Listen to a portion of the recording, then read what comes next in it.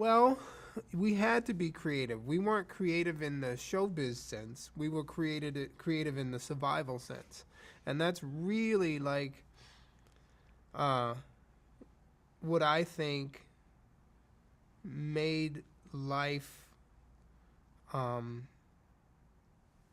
interesting for us, and gave us a point of view that we've carried throughout life. In that, every day was impossible by the world standards.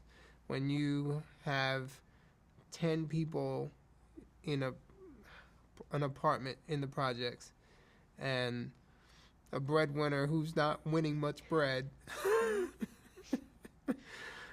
you are it is a constant um, creative way of surviving. And so we took all those skills, everything from my dad, buying stuff wholesale or surplus and selling that, and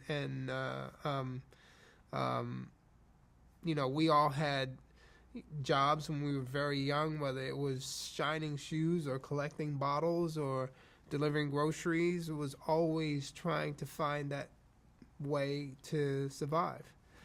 So, and it was always legit. That was the other thing, is that my parents, um, they had very high sort of moral standards. They, like, my mom refused to ever go on welfare, and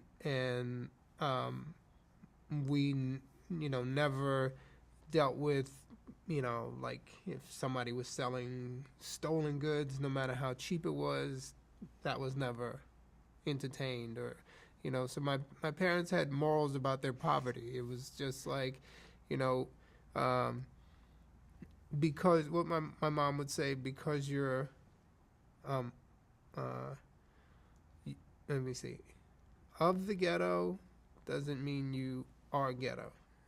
So um, she, like I said, she both of them sort of set a bar for us, but the hustle was always there as well. So as long as it was legal, it was cool.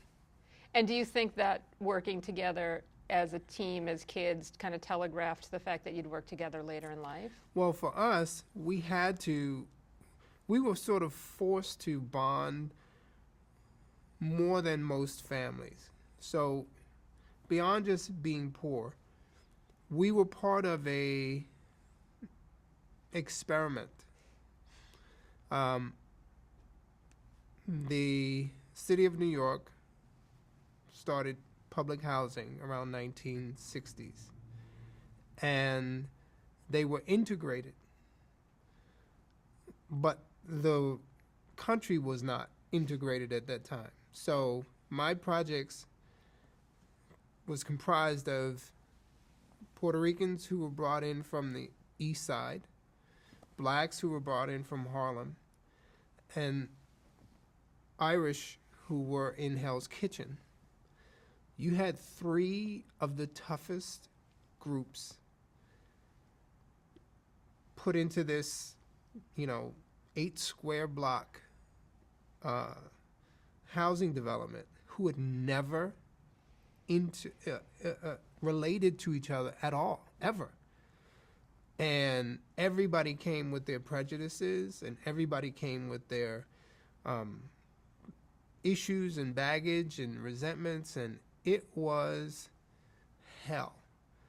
It was every single day you fought. No ifs, ands, or buts. You walked out the door, there was a fight. And it took us, through my generation, to figure it out. Now, my brothers Marlon and Sean grew up in a completely different projects, because they were friends with all the little brothers of the guys that I used to have to fight every day, me and my older brother. And so they grew up in the ideal of what that experiment was. And so, their friends were everything from Indian kids to Hispanic kids, white kids, So their upbringing was different in this same experiment. But when we first moved there, it forced us to not fight as one. We fought as 10, and that was the thing. If one of us had a fight, 9 of us were there because you never knew, you know. So it really, like I said, it bonded us more than any typical family would, just because we had to.